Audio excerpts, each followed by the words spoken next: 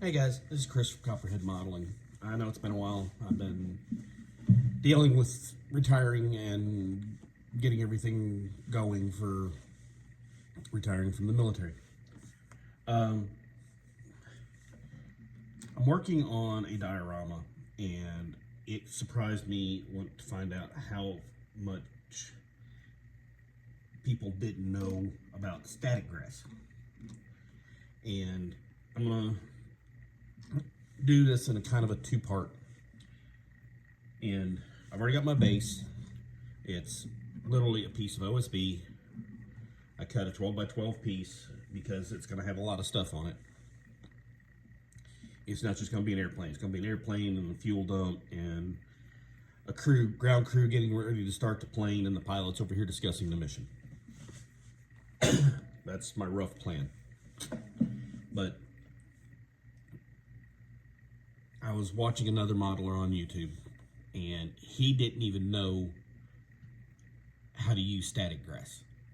He didn't know about the implement for putting it down, for any of it. And I was surprised because I thought everybody knew about it. So I'm going to do a couple of videos on how to use static grass and what you need to do to prep it and everything. Now, one of the things is you got to figure out what grass you're going to use. And this is just to show you. This is a thing I've got of static grass that I haven't even opened.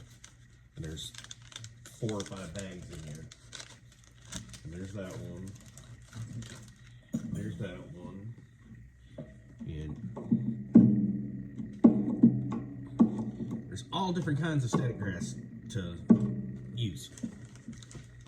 I know you guys have seen my dioramas before, and you know I use them. I just never thought of showing you how to use it because I assumed everybody knew how to use it.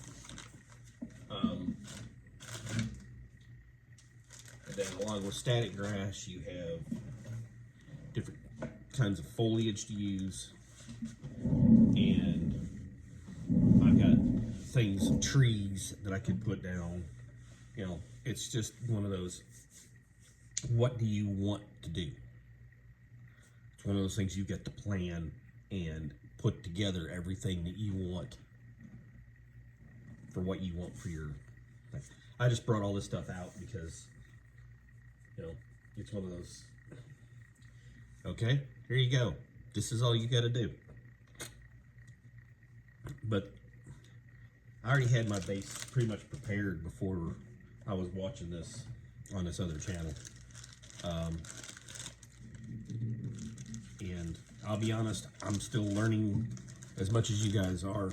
You know, my father said a long time ago before he passed away, before I even graduated high school, that the only dumb question is the one you don't ask.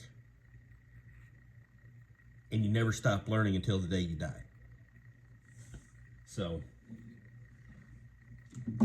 one of the big things you have to do with a diorama is plan it. Like, this is for a build for another channel. I'm a subscriber to other channels as well as having my own channel. But one of the big things about static grass is knowing you've got to prep your base. That's the reason I have plaster on my base. That's the reason I have everything. You do all your main work before you put your grass down. And that's something that I have learned, not something that I was taught. You can see my base has been painted green. That's so you have a background for the grass, so you don't have to try and cover every little speck with grass just to get your green, so you don't have white underneath it with your plaster. It doesn't have to be perfectly smooth unless you're doing concrete.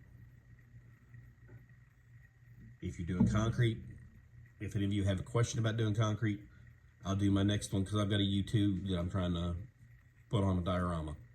And I don't have any ground equipment for it, but I got a Jeep, and I could use it for, I could make a follow me board for it. Anyway, getting back to what I was talking about. You prep your base, you figure out what size base you need, and then you paint it. Then, am I going to put any trees in this? Am I going to put any bushes in this? Am I going to put something that's going to have the ground tore up around it? Well, if you're like this, where they would have built a little containment area for the fuel and oil, you have to figure out what color is going under it.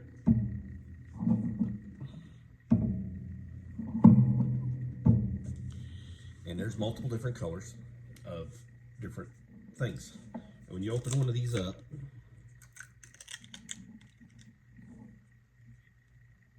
it's literally looks like mud, but that's the point of it.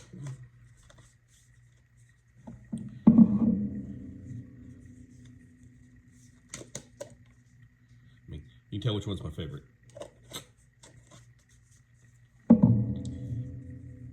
And this, I've thought about, this says Russian mud, so if I do an Eastern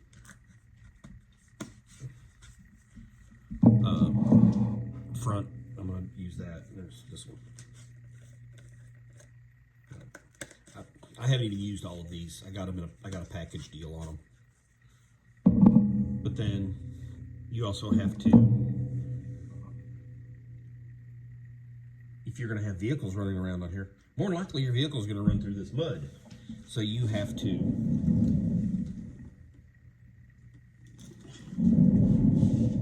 make sure they've got the mud on them.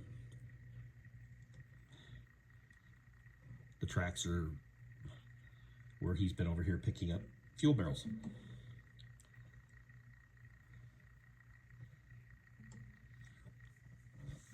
And where plane's going to be sitting, he's going to be like, the plane's going to be sitting here or here. I haven't decided exactly how I'm going to set it, but he's going to be pulling up, talking to the ground crew that are working on it, where he's getting ready to pump fuel into it. They're prepping the plane for a mission. The plane may be parked here, the pilot's over here in their with their Kubelwagen with the map spread out on top of the hood of the car. I don't know. I haven't got exactly that figured out yet. But after you figure this out, you've got to figure out your blend. Because if you just put green grass on here, it ain't going to look right. So that's the reason you have the different colors of grass. And one of the things I've done with this, I'm set my baseline for my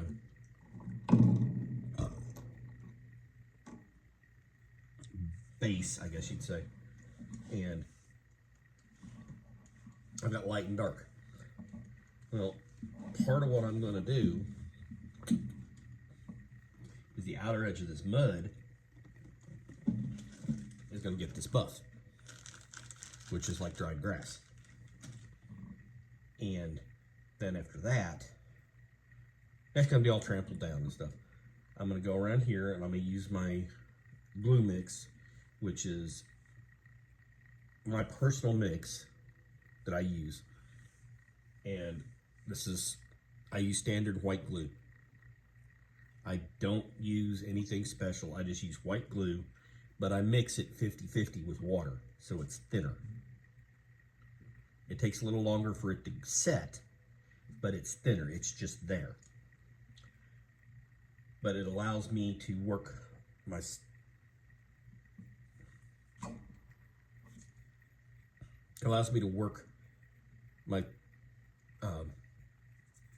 grass into what I want.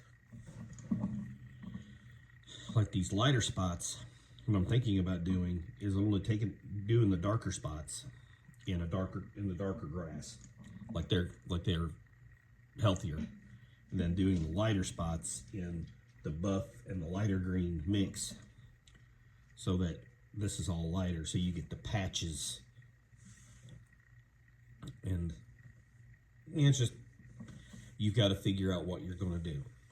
And for those of you who've never seen the spreader,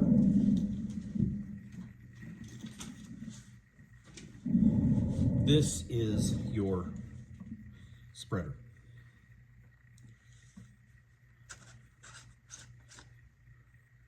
You've got a wire in here which touches the wire screen. You can see the grass that is still on there where it's stuck to it from the static.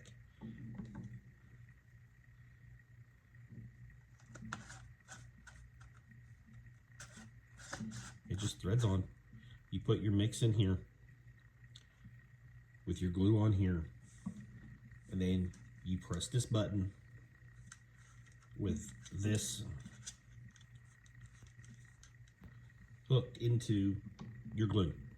Me, I use a paper clip and I use a paper clip that's bent with a laundry. My grandmother used to call them laundry clips. That's clothespins, what most people call them. But all this is 2 AA batteries. Yeah, I'm being clumsy. In a